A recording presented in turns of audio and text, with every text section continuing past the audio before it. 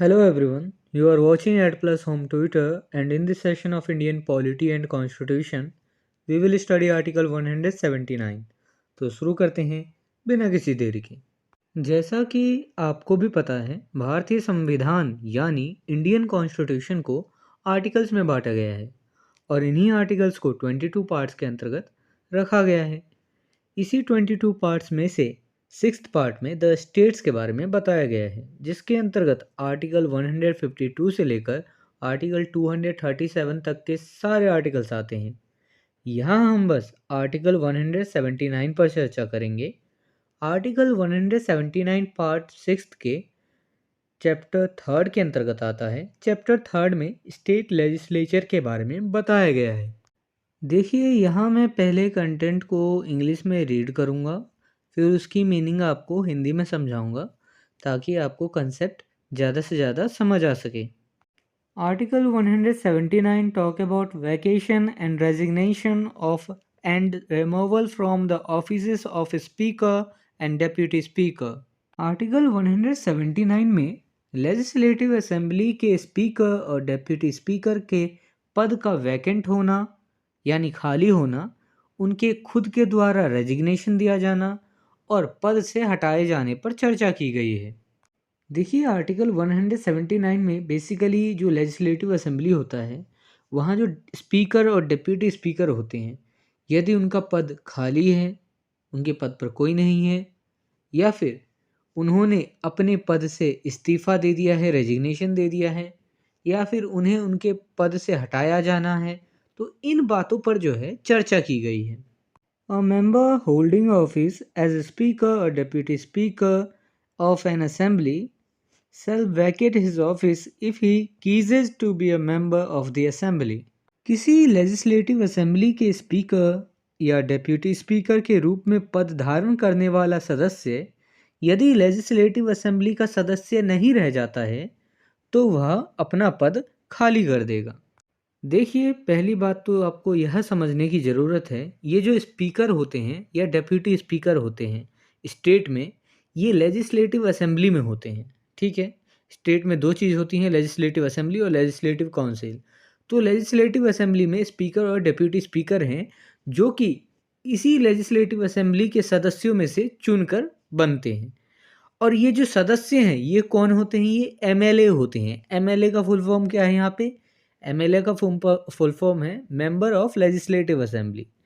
तो ये जो हैं, अगर कोई स्पीकर या डेप्यूटी स्पीकर अगर एमएलए नहीं रह पाता, मान लीजिए वो जीता नहीं चुनाव, खड़ा हुआ तो चुनाव में लेकिन जीत नहीं पाया किसी कारणवश, तो वो तो एमएलए नहीं रहा। तो एमएलए नहीं रहा तो स्पीकर और डेप्यूटी स्पीकर कैसे रहेगा वो? अगर वो लेजिस्लेटिव असेंबली का सदस्य नहीं है तो कैसे रहेगा? तो उस केस में उसे जो है अपना पद खाली करना होगा। May at any time by writing under his hand addressed if such member is the speaker to the deputy speaker and if such member is the deputy speaker to the speaker resign his office. किसी legislative assembly के speaker या deputy speaker के रूप में पद धारण करने वाला सदस्य किसी भी समय यदि ऐसा सदस्य स्पीकर है तो डेप्यूटी स्पीकर को, और यदि ऐसा सदस्य डेप्यूटी स्पीकर है तो स्पीकर को संबोधित करते हुए अपने हाथ से लिखकर अपना पद त्याग कर सकता है।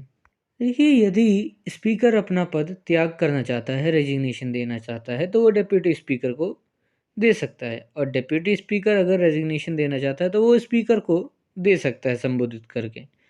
तो इस तरीके से रेजिग्नेशन दिया जाता है लेजिस्लेटिव असेंबली में स्पीकर और डेप्यूटी स्पीकर के द्वारा।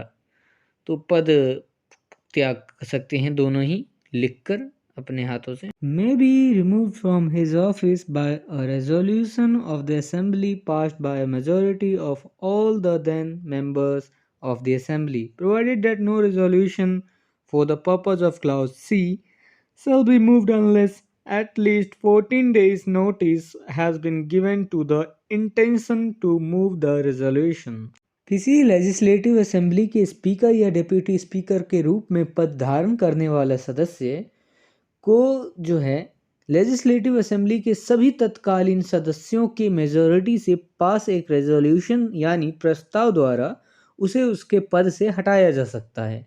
लेकिन इस पर्पज़ के लिए कोई भी रेज़ोल्यूशन तब तक नहीं पेश किया जाएगा जब तक कि रेज़ोल्यूशन पेश करने के इरादे के लिए कम से कम 14 दिन का नोटिस ना दिया गया हो। देखिए, यदि किसी भी लेजिस्लेटिव असेंबली के स्पीकर या डिप्टी स्पीकर को हटाना है उसके उसके पद से, तो एक रेज़ोल्यूशन द्वारा हटाया जा सकता है और उस रेज़ोल्यूशन को जो है लेजिस्लेटिव असेंबली के मेजॉरिटी द्वारा पास करवाया जाएगा।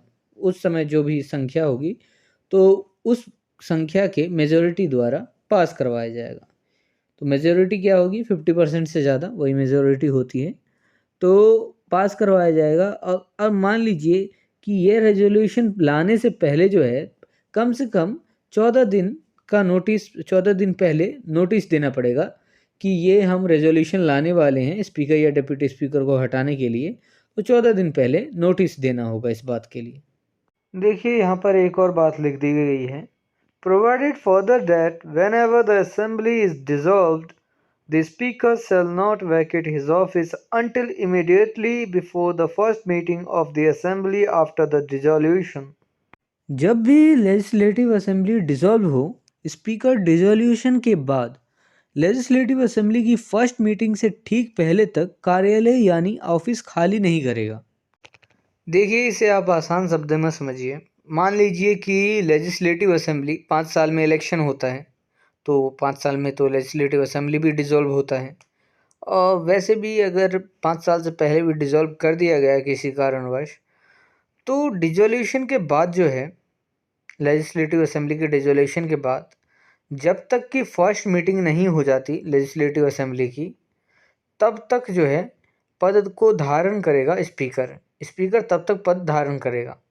उसके बाद देखेंगे कि नया स्पीकर आ रहा है तो हट जाएंगे, वरना तो वही स्पीकर रहेगा। If this video is helpful for you, then please like and share this video, and if you want see some more these type of videos, then subscribe the channel and click the bell icon and select the all option for upcoming videos. And I hope you have a great experience by watching the Ad Plus Home Tutor.